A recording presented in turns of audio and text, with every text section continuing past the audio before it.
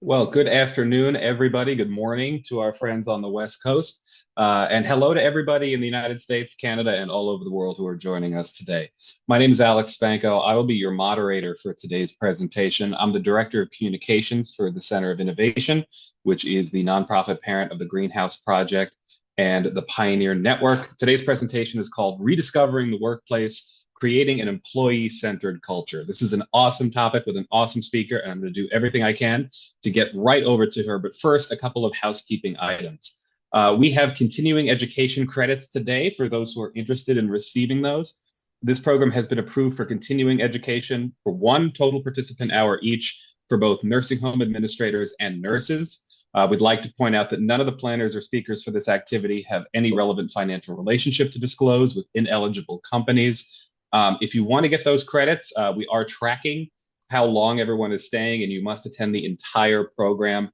There's a little bit of post work as well, as you'll see on the next slide, to make sure that you, oh, sorry, not on the next slide. These are the objectives. This is also part of the continuing education.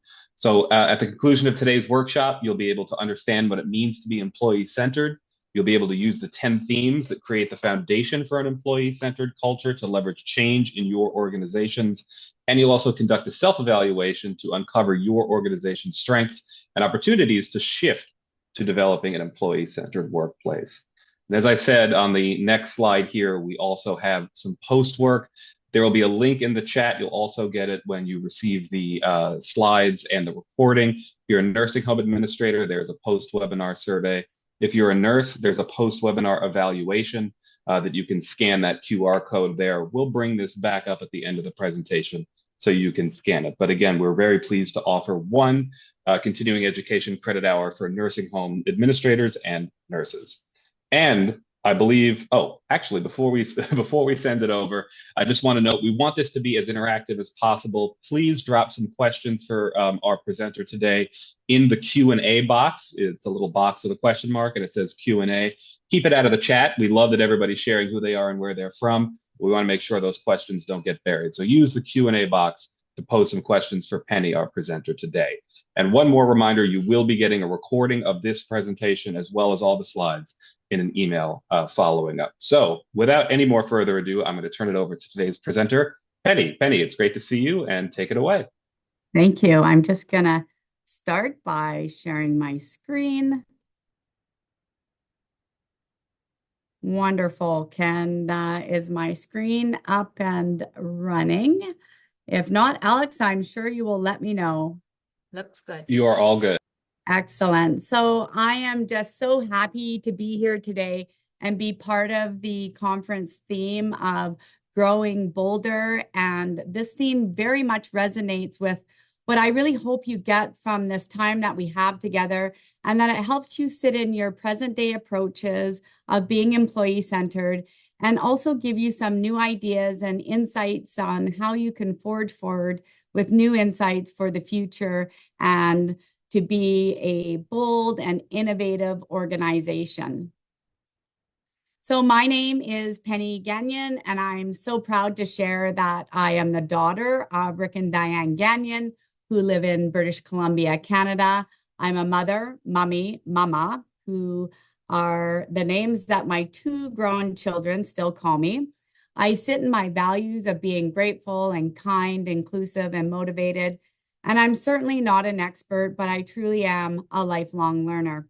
I currently carry the role of being Chief Advisor of CARF Canada.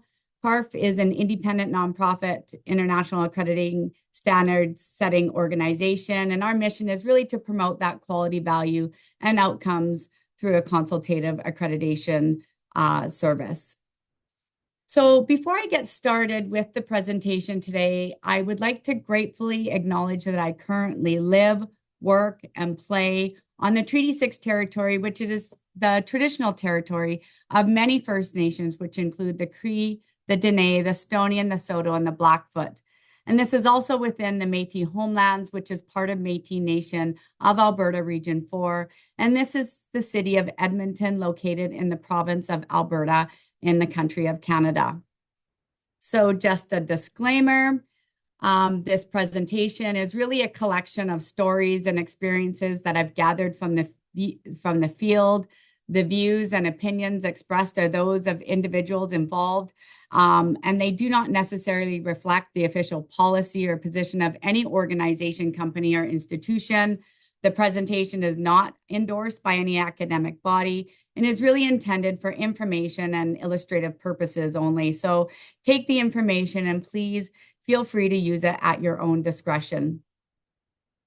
I also just want to point out a couple of definitions just because I know that I am speaking to a broader audience. I will be using the term resident, and that is the term that many of you might refer to as patient or client or person served. I'm going to be talking a lot about long-term care homes, and so many of you may refer that to as nursing homes or other types of homes. Continuing care is really inclusive of all programs that span across the continuum of aging services. And then I just want to point to the word centered versus centered. And just know that is not a typo. It is the Canadian versus the American spelling. And then on a final note, there are some slides that do have a lot of words on them. And I do know that this does present some accessibility challenges, but I really wanted you to be able to take these slides that will be available to you and walk away with as much information as possible. So over the next little while, I'm going to be sharing with you my methodology on how I gathered the information that will be presented today. I'm going to provide an overview of what it means to be person-centered and employee-centered, and then speak to why organizations should create an employee-centered culture and its importance, and how you as leaders and organizations can really build upon 10 foundational themes that have been evidenced in research and best practices and create this foundation for an employee-centered culture. Following the presentation, you will be given access to an organizational assessment that you can fill out, and it will help you start thinking about, discovering what's working well inside your organization and give you some ideas or insights on some ways that you can make some improvements and some opportunities to grow bold and be innovative. And then I'll be closing off with just speaking briefly about what is next for organizations.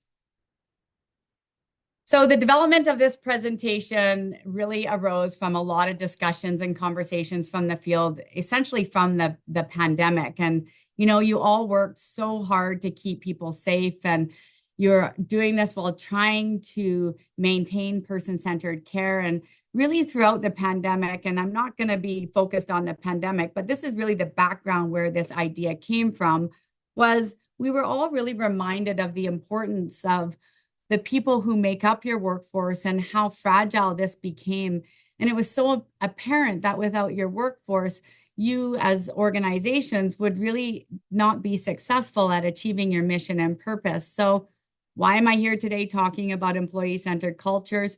I really woke up one night and it was during the pandemic and things were really tough in the field. And I thought to myself, why is it when we think, talk, and practice person-centered principles in care, generally we do not include our employees in the definition of what it means to be person-centered?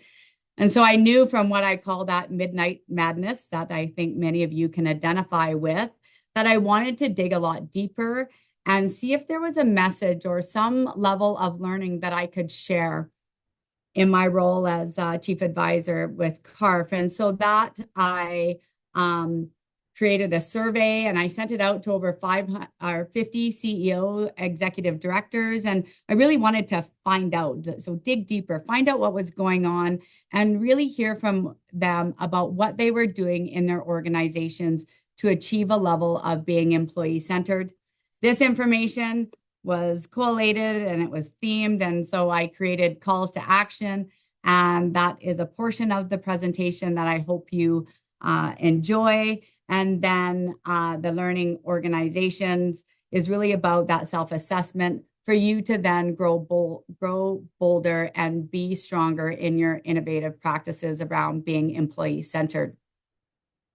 So being person-centered is something that is consistently poised and practiced as a priority across all areas of health and human services, and particularly in long-term care and across continuing care for aging services. And so again, I'm not here to talk about that dreaded P word, but I know that the pandemic hit your organizations in ways that you never expected.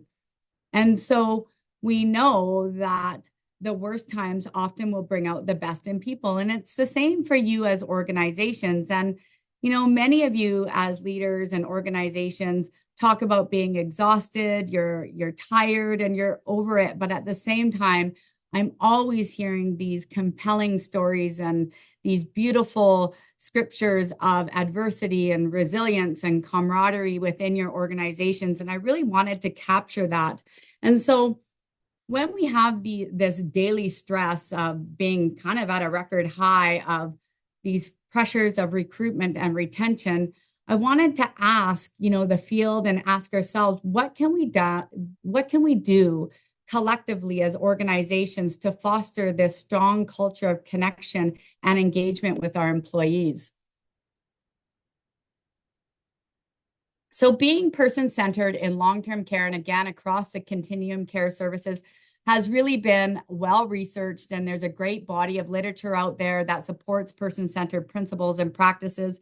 This is not new information to many of you, but really wanted to collate it and theme it into a few categories. The Health Innovation Network states that person-centered care is really best approached through that lens of a way of thinking and doing things. And this really stems from that personality of the organization, the culture, the expectations that are guided by your organization's purpose and values and behaviors, and really is only achieved through that commitment from leadership. And so leadership absolutely plays a critical role in creating a person-centered culture. So you can see the themes around rights and respect, compassion, dignity, and privacy, and knowing the person and personal responsibility and informed consent and capacity and all those things around person-centered partnerships and inclusion and belonging and leadership and organizational culture and spaces and an education and training and performance improvement. And obviously there are many subtopics underneath those broad categories. So I wanted to ask you, how are you all celebrating with your teams in the past and present, and really encourage you to think about this for the future? We know that many organizations, including you, are working harder than ever, and you're at the risk of severe fatigue, and burnout is either staring down at you in the face or it's just around the corner.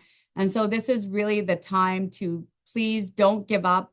It's time to step up, step to the plate, shift your mindset, and really seize this opportunity to grow bold and be forward thinking.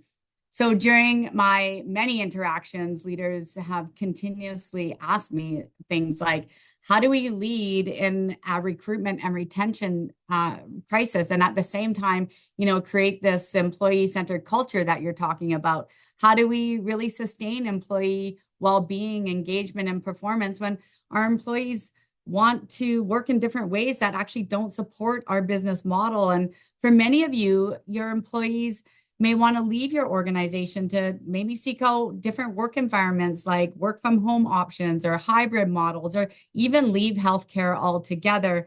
And so there is no perfect answer. But what I do know is that by creating an employee-centered workplace, this will really help your employees feel connected to your organization. So what does it mean to be person-centered in the workplace, which we'll start to talk about and name employee-centered? So back in 2009, it was said that an employee-centered workplace is one in which all individuals, programs, processes, and systems are focused on helping employees become successful. Then by 2019, we heard from Anne Frey, and Anne Frey is a corporate leadership coach. And Anne said, employee-centric organizations are ones where you honor your employees, where you take care of them so they can take care of your customers. And I'm really hoping today we can take that definition of being employee-centered in the workplace much further. So when we talk about being employee-centered in the workplace, we really have to start in what I say two places, and that is your culture and your leadership. And culture really is that personality of your organization, and it's the place where your organizational values and your ethics and your principles show up. It is your mission really in action. An employee-centered culture starts really by investing in people, and it's the beating heart of your organization. It's the human element of your organization, and really recognizing that you have this commitment to your employees. And that really is about having people feel like they're engaged, inspired, and connection. And one of the best ways to do that is really recognizing your employees for not what they do in their roles, but more importantly, who they are as individuals. And so, as leaders, it's really important that you nurture and grow and care for this very tight connection between that organizational culture or personality and that energy and your leadership, and really work towards that higher purpose and uncover your why and really start to live your mission. So, why create this employee-centered culture? Well, every organization is unique. The culture that shoots off the hip from one organization towards the future and is successful and is so strong in their alignment with their mission may look very different than another organization's ideal way of working. So, really think about this from your own organization perspective. Organizations and leaders who stand for their employees to be included in their person-centered philosophies really create this holistic culture that celebrates that synergy and energy. It's effective for recruitment, retention, and succession. And ultimately, it strategically makes sense. And so that emerging research really tells us that those organizations where employees feel engaged, they feel connected, are really those organizations that promote this positive mindset. And there's a lot of trust that's built, and there's effective problem solving that occurs within these organizations. So having an employee-centered culture is not about saying this is what we do, but really it is about this is who we are. We live and breathe this, and it's how we create and how we do things around here. And so this really creates this environment that focuses on collaborative problem conquering. I don't say it's solving, it's conquering.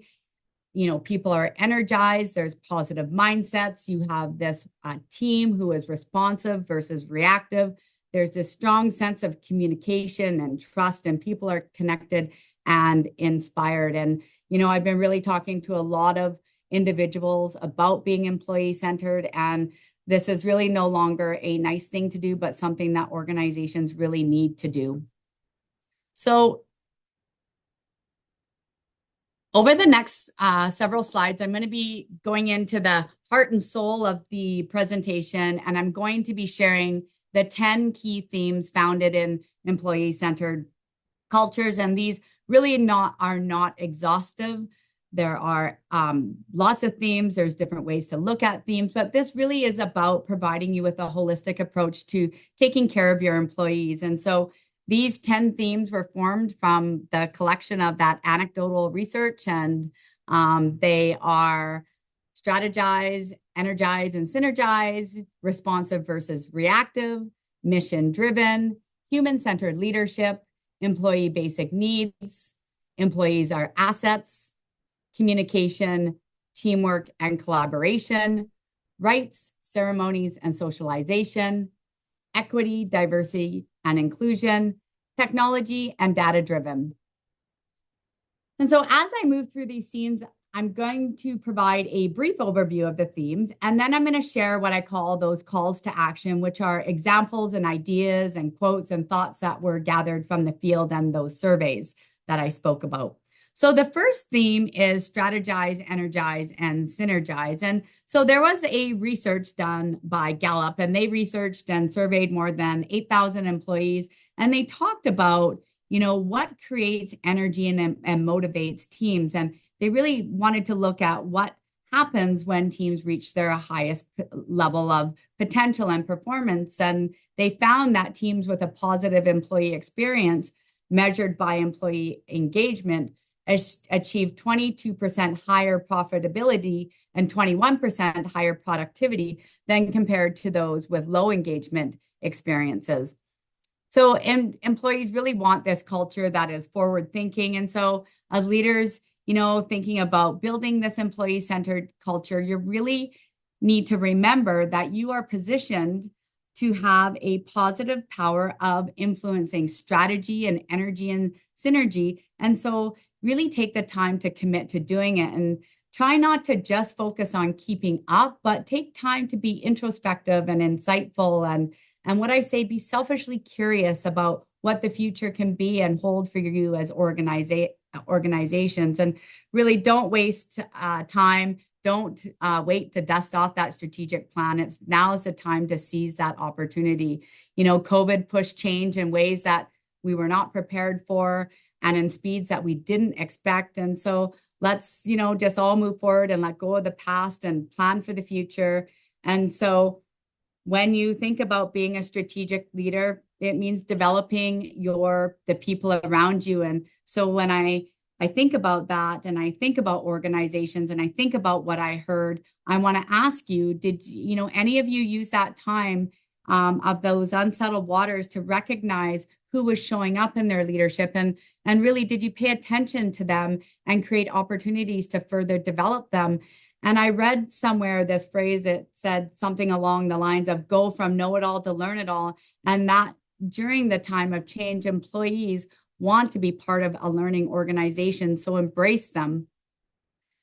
I read an article from the Intel CEO, and his name was Andrew Grove, and he was talking about this term, strategic inflection points, and I was really interested by this term, and basically what it means is that it describes these sort of existential moments like COVID, and he says that we have these inflection points, and they're like these decisional forks in the road where all of the assumptions about your organizations are potentially thrown out the window and you need to make some choices. And so I want you to think about some of these inflection points and recall some of the choices that you made and how they impacted your team and clients and organization as a whole. And think about the new inflection points that you have as an organization. So when I did the survey, some of the questions that were asked was, is your current culture employee-centered? Do you encourage a higher purpose culture and know and celebrate your why? And have you defined your personal team and organizational values? They were also asked, what conditions create strategy and synergy in your organization? And I was told, don't forget about the importance of the SWOT analysis. How many of you have thought about this as this very moment or this time where things are tough with recruitment and retention as being a gift of, this information that sits in the sweet spot of really thinking about the great things that you're doing and the realities of your organization and how we can recover and make sense of what's going on and what the future will hold. This is a perfect time to do this analysis of your strengths and weaknesses and those opportunities and threats that are before you. And so don't forget to use your stakeholders in this process. They talked about plan ahead teams. I love this term. And this is really about not just using them to move beyond that crisis management, but to really come together to be planning ahead strategically in all aspects of the organization. They said more than ever, you need to truly involve your staff in prioritizing your goals and activities, and you need to take a deep dive in identifying what those high impact goals are and make them happen.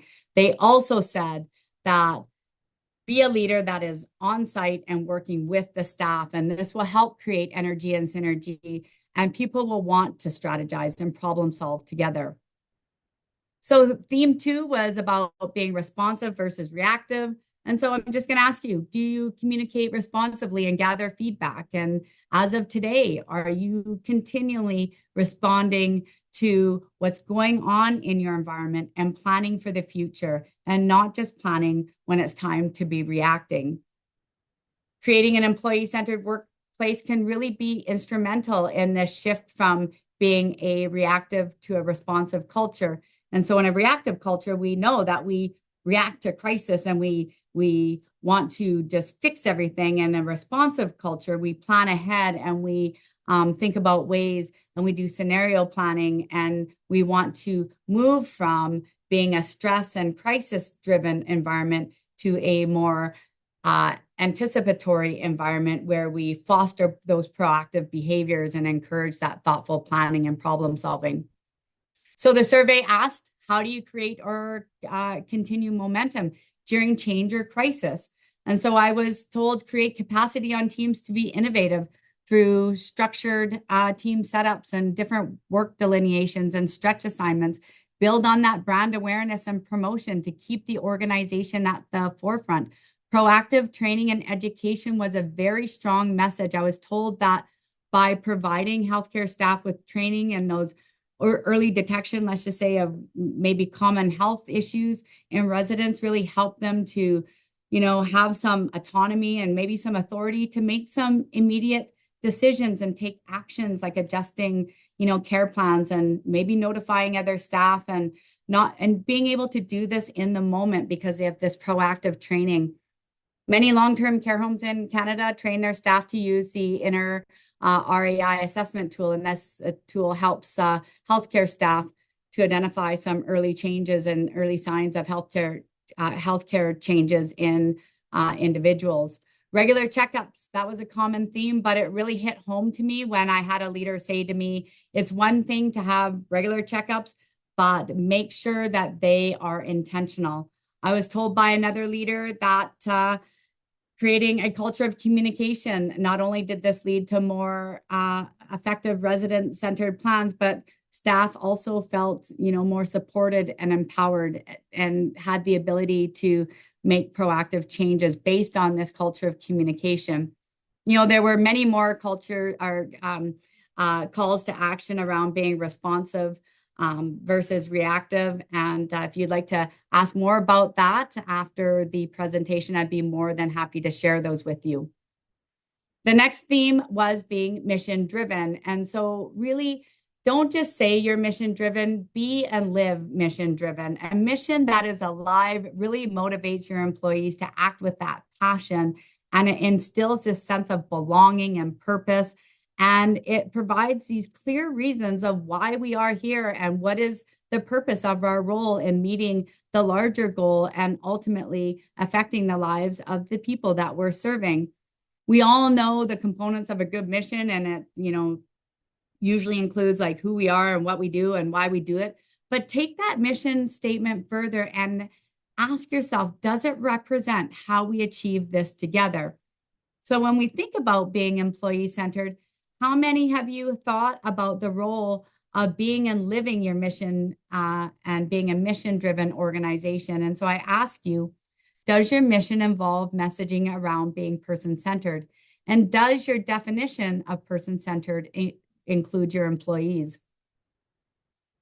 So in the survey, leaders were asked, how does being person-centered through being mission-driven include your employees? And they said, we've worked really hard at achieving a shared purpose. Essentially, this has led to the feeling that culture is owned by everyone in our organization.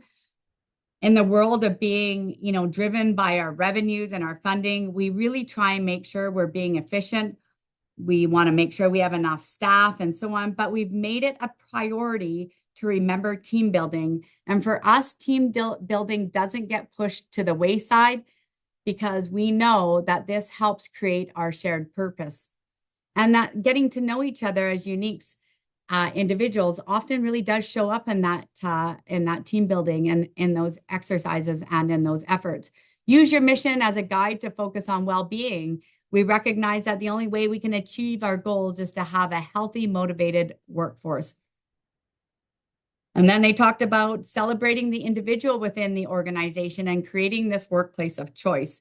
And they talked about this means that if we're committed to excellent resident care through our mission, how can we create excellent employee care? And leaders talked about fair pay and opportunities to explore other benefits and sharing information on how employee performance impacts the residents they were serving, and really focusing on being an ethical organization.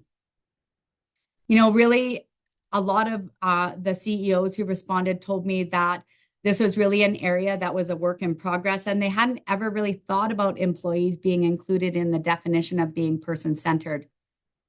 The next theme is probably no surprise to you, and that is human-centered leadership. And human-centered leadership flows through all layers of being employee-centered. And so there are three key themes. The first theme is vulnerability. And this is leaders who model vulnerability in the workplace create this energy needed for this psychological safety and mutual trust. The next is empathy, and empathy is really about listening to the voices of the employees and really get to know them and understand their values. And I say again, be selfishly curious about them. The third element is humility, and there's always more to learn. So really focus on learning instead of being right, and surround yourself with excellent people. This was a really interesting and thought-provoking post I saw on LinkedIn, and it's called The Bosses I Remember. And it goes through all of these different things that, we need to remember, about these bosses that had a great deal of influence on us. And although all of these qualities are absolutely valuable to elevate this an employee-centered culture, one might add, the bosses we remember are the ones that told us we mattered, the ones that knew us and our values, the ones that admitted when they made a mistake, were authentic and genuine, showed emotion and vulnerability, and allowed us to know them. So are you what I keep calling selfishly curious, and that do you take this meaningful care to understand your employees' values and why they see and hear and perceive things and why they do things and how this influences their actions in the workplace? And do you create this learning organization and really model this growth mindset and allow people to take risks and learn from mistakes? And this is really what human-centered leadership is all about.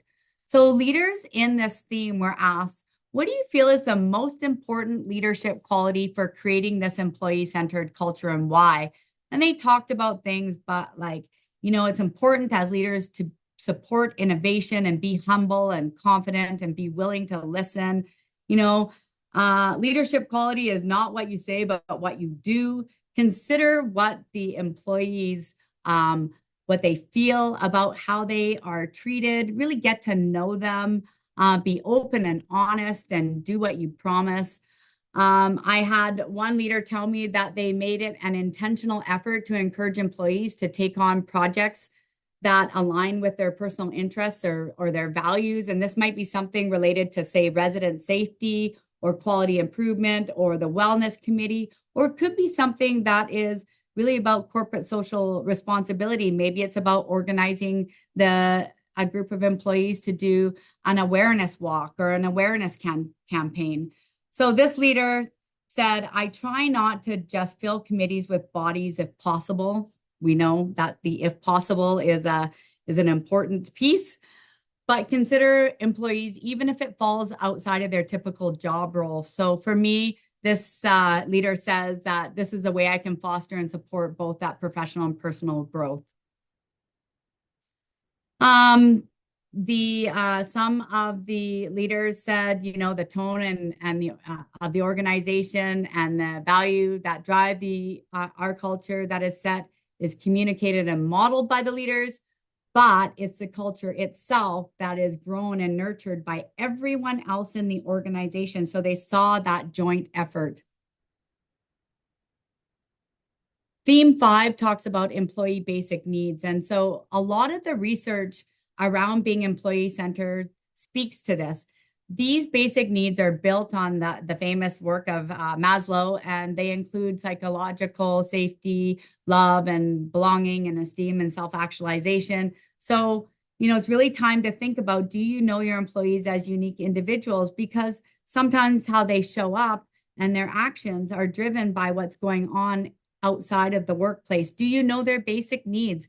Do you create opportunities for them to fulfill all of these needs that we are going to be speaking about?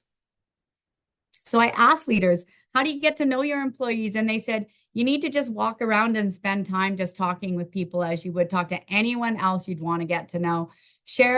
I share about myself. I share about myself personally because it promotes other people to share. Obviously, that leader spoke about having, boundaries within that and being appropriate in the sharing, but really giving people the opportunity to get to know and connect on a personal level. They were asked about what strategies they've integrated into the organization that has strengthened that sense of belonging for the employees. And they talked about staff features on social media and also staff sharing stories in their internal newsletter.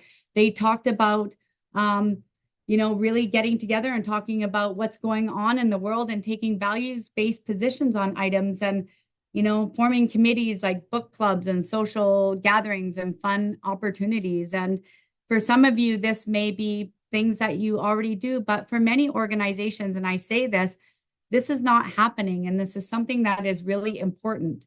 Leaders also talked about try and create a comfortable working environment, like ventilated space, if all possibility, proper workstations, natural lights, plants and home-like furniture, encourage wellness breaks. I had one leader tell me that every time they went into the staff room, every person was on their phone. And she said, I know that the employees may want to shut down and decompress, but are there other ways that we can encourage these wellness breaks? And she said to me, I didn't have the answer, so I created a committee. Another leader had said to me, we looked at our corporate social responsibility efforts and created a staff-led plan. And this really sort of created this strong sense of community and connection. I had another leader tell me they always kept phone chargers in her office, but she kept them away from the meeting table. And so most often the employees would come in and plug in their phones or their iPads, but it would be on the other side of the room. And so not only did this help the employees, but it also created this space for a focused conversation. So moving to theme 6, we've all heard that many times, that phrase, employees are our number one asset. And so do you put this phrase into authentic, intentional action when individuals join your organization? Do you engage them and grow them and create opportunities for them to be champions?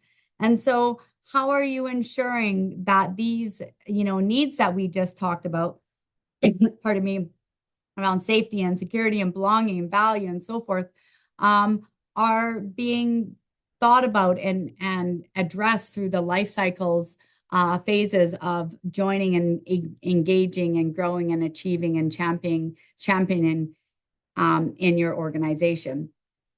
Pardon me. Leaders were then asked, what are you most proud of in terms of your recruitment and retention strategies? And they said, hiring for will and can do, as well as compensating appropriately. We try and have competitive wages and health benefits as much as possible. Another leader said to me, which I thought was really interesting, was they looked for entrepreneurial skills as opposed to just for skills and credentials only. They talked about those progression paths, and some talked about being able to create a tuition fund for some reimbursements. They talked about, being proud of hiring referrals and the right person for the right position. They talked about, setting that bar of being an employer of choice to attract that top talent and to retain them.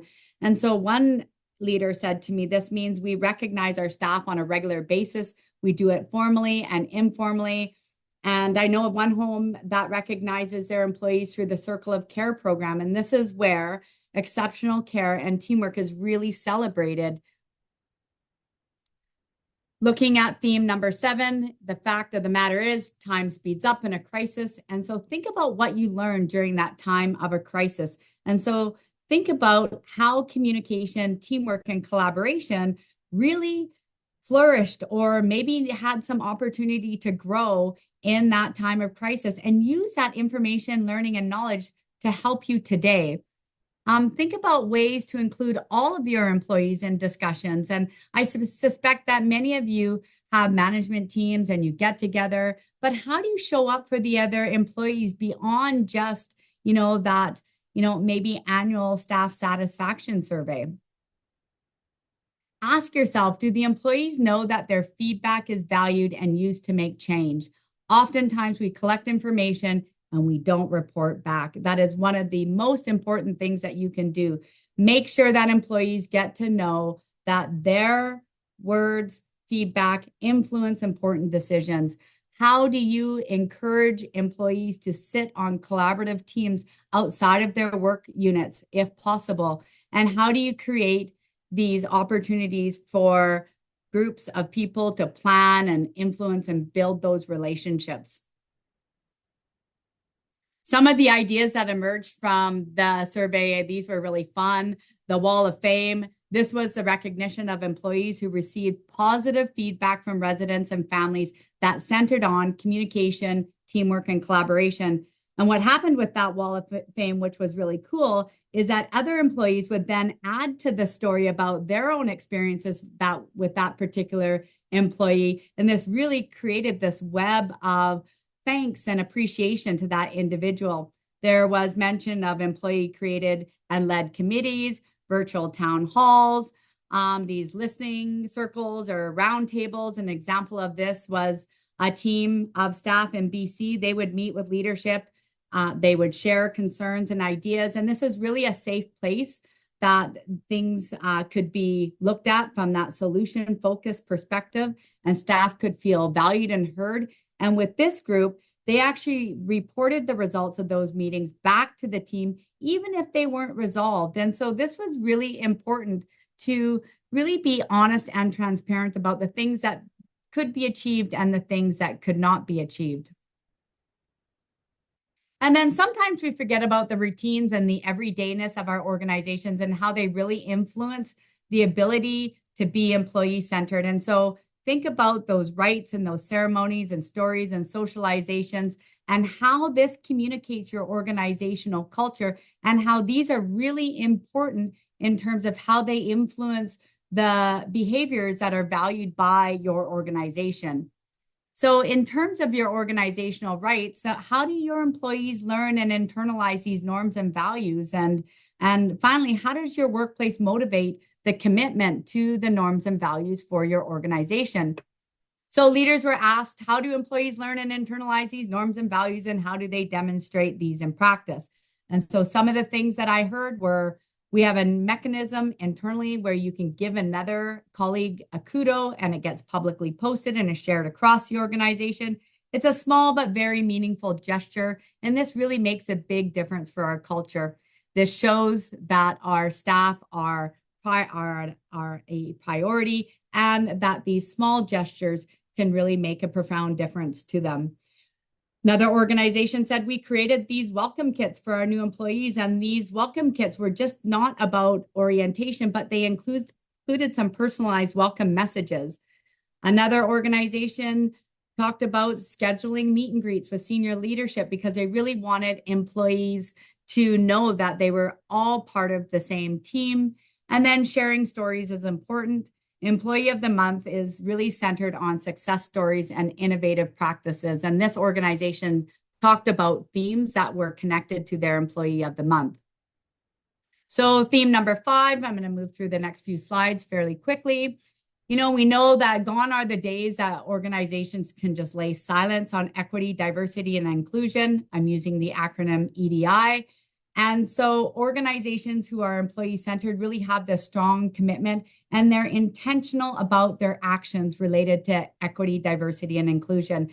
And when I went to the field and asked this question, this was a topic that a lot of organizations said they needed to do better work, and it was a work in progress. So I ask you to think about how you as organizations and your leadership have set strategic goals around EDI, and have you as an individual made a personal commitment to building that culture and understanding the importance of it as being a key piece to an employee-centered culture. So leaders were asked, you know, what are some of your priorities that you've set? And I was told the board hasn't done this, but we try to encourage people from all areas to come and work for us. I had another organization say EDI allows us to celebrate the fabric of the organization and make people feel welcome. We try to involve employees from diverse backgrounds and in the decision-making process. Like, we make that intentional. We think about what needs to be done in this change process, and are we including all people, especially when it comes to those policy or initiatives that impact the workforce. And then using the things like signs and visuals and gender neutral washrooms and things like that. They're mindful of recognizing significant days and having those gatherings. I learned about employee resource groups, and these were groups that represented the different groups of individuals within the organization. And this was a safe space for employees to really come together and connect and share and advocate for initiatives for the workplace and the employee to really support and enhance inclusion in the organization. And then finally, we reached the 10th theme, and that is technology and data driven. Technology is feared, it's expensive, it's put on the back burner. Knowledge is sometimes a challenge. It's often put on, looked at as a nice to have. And so we tend to look at technology in health and human services. And I think we're getting better at it, but it's been known or shared that it sometimes comes in the way of that human experiences of accessing our services, and we don't want technology to do that. So, how many times have your employees come into your office and said, can we have this new software or tools or equipment? And, they want this to, help them do their jobs better. And we just simply say it's not in the budget. Think about creative ways that you can look for resources to start to explore technology. Think about your younger workers. They have grown up with technology and see it as being such a great value, and it has a strong role in the workplace. And so as leaders, we need to, step it up and say, if we're not looking at technology, are we not valuing the needs of our employee? And so think about how technology is considered in your planning. And are you, doing a gap analysis of your current technology? And are you listening to your employees? And do you strengthen the use of your technology currently? Do you have systems that you're using that you're not using all the modules that maybe could be, used? We know that Gen Z is the first generation to grow up exclusively online. And it was predicted by 2020, and now it's 4 years later, that they would account for 36% of the worldwide workforce. So think about that number and how you might use technology to improve experiences and make the workplace easier. So how are you collecting your data? What story is your data telling you? How are you sharing this data? And what are you doing with it? And how are you responding to it to improve and grow and really celebrate? And how are you incorporating the data that you're collecting into your strategic priorities? And really, how are you allowing your staff to influence the data that's being collected and have their voice in those important strategic directions? So then leaders were asked, have you used technology to improve service delivery, create and options and drive those data decisions and increase organizational efficiency and effectiveness? And again, this was an area that needed improvement. And they talked about having a plan that was linked to their strategy, mentions technology to further our mission. Some talked about having electronic records and electronic charting. Some talked about being fairly low tech.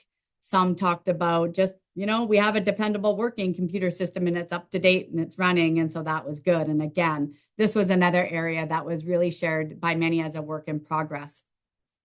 So I took some time prior to the presentation and dug a little bit deeper and talked to a few organizations because I wanted to give you some ideas and hopefully some gems for you to think about technology and data. And so it's really important as it's such a great tool for improving employee-centered workplaces. And so the first sort of area was around engagement, feedback, well-being, and celebrating employees. And so there was a long-term care home in Ontario that talked about using this digital platform. And they used Slack where staff could post stories and ideas and best practices and experiences. Many posted things like some daily experiences and reflections. And so it was told to me that it was important that management and leadership monitored that storyboard and take the time to make some personalized comments. Others talked about, supporting apps for mental health and well-being like Calm. Others used employee recognition platforms. There's one out there called Bonusly and Kudos.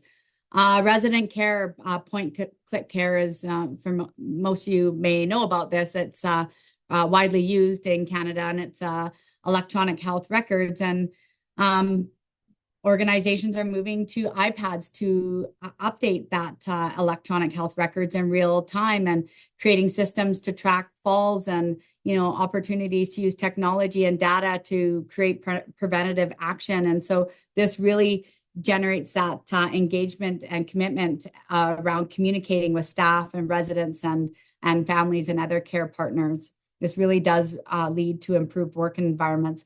Some data-driven tools and analytics speak to dashboards. How many of you have dashboards that show performance metrics of the organizations?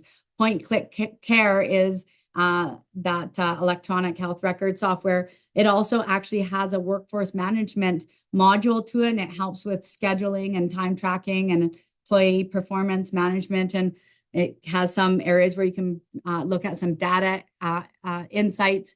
Training and development, heard of, using LMS, learning management systems, and, training non-specialist staff on preventative activities like knowing signs of things like dementia. Digital onboarding tools were also mentioned. And then health and safety, I heard of organizations using gamification, so games and leaderboards to make health and safety awareness training really fun for employees. Now, that takes us to the end of the themes. And so following the presentation, you are going to be given access to a self-assessment that will help you look at your strengths, recognize some areas of that you can make some improvements, and then opportunities to start generating some ideas to grow bolder and really live the conference theme. And so that will be uploaded to the conference app. So those of you who are attending the conference will have access to that on the conference app, along with the PowerPoint slides, the self-assessment, and those of you on the presentation today, I believe, will also be emailed the resources as well. You will also be able to interact with me in real time on the conference app. So please feel free to reach out to me if you have any questions or want a dialogue, or even be connected to any organizations that you think may be able to help you in an idea that you have. So what is next? Know and embrace the realities of your own organization and system. And from there, look at other parallel or similar systems that you can learn from. Really identify other leaders that you can engage and collaborate with, and embrace that lifelong learning. It's really infectious inside your organization. Embrace those policy windows. Opportunities in healthcare, they come and they go. And so use them. For example, Alberta Health recently allocated $2.5 million to the Alberta Continuing Care Association to disperse through this granting process for quick intervention projects. And these were projects that were designed to enhance staff satisfaction and mental health and continuing care. And all of the money was used up. Complete the self-assessment that will be shared with you, and celebrate your successes and consider solutions for maximum gain. You can't do everything, but look at those inflection points that I just talked about and have those courageous conversations and grow bolder. So I'm going to close today's presentation. Since we've been entrenched with stories of others, I want to share a story of my own. And so recently I had the honor of learning from a group of elders while I was visiting the traditional territory of Wasala Nakwakdak First Nation, located on Vancouver Island in beautiful British Columbia. The teaching came from Elder Mary, and I was particularly profound with what she said to me. And she said to me, "My father taught me that if you take care of your boat will take care of you." That message still puts validation tingles through my body. It has so many layers of teaching, but today let's think about it from an employee-centered workplace. Thank you for taking the time to sit with me. And when you get your slide deck, the next two slides will have a list of references. Well, thank you, Penny, for that incredible presentation. Um, I unfortunately we don't have too much time for Q&A because we do have some housekeeping things that we need to get through here. But we do have your questions on file, and we can definitely reach out. Penny, if you'd like to put Yeah. your email in the chat, please feel free to reach out to Penny directly. Again, remember, in order to get your continuing education credits, there's 1 credit hour available. Please complete the post-webinar survey. I believe Janet just put that in the webinar chat. Please complete that survey. We'll also put it in the email where you get your slides and the recording of today's presentation.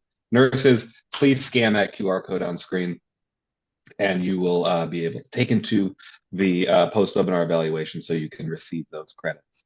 And If you want to go Alex, to, maybe I'll oh, sorry. mention really quickly any questions that were in the Q&A. I will respond to them in the conference app. Great. And that's a great segue into why we're all here. This is, again, part of our conference preview series.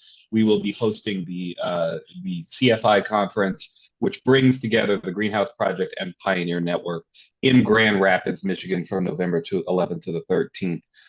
Please visit our website, either the Greenhouse website or the Pioneer Network website, to learn more information. Janet, if you want to go back, we have a second edition in this conference preview series. It is coming up, I believe, September 20th, but if I get the slide back up. Yeah, sorry, September 24th, Tuesday, September 24th. Rethinking the dining environment, optimizing outcomes for residents with dementia. The whole point of this webinar series is to really introduce everybody to some of the topics, some of the ideas that will be center stage at the Greenhouse Project and Pioneer Network Conference in Grand Rapids, all having to do with person-directed care, person-directed dining, really all of these great strategies to put humanity and people back in the center of elder care, and also in services and supports for people living with disabilities. So the webinar information is in the chat. Please join us about a month from now, Tuesday, September 24th, if you have any interest in how to make the dining experience a bit more dignified and a bit more human for residents and elders living with dementia. If you take a look at the next slide, there's also, I know Janet dropped it in the chat, but we have our podcast. One of our speakers, Dr. George Everly, he's going to be giving a master class on resilient leadership, the secrets of resilient leadership. And he will kind of give a little preview in this podcast episode. The link is also in the chat. Again, if you do sign up and log into the and sign up for our conference, you'll be able to communicate with Penny through the conference app. You'll be able to communicate with all of the speakers through the conference app. And we really hope to see you in Grand Rapids coming up in the middle of November. So on behalf of everybody, thank you so much for taking part in today's presentation. Penny, thank you so much for an amazing presentation. And we'll see you all next time, coming up in just about a month in our conference series. Thank you so much.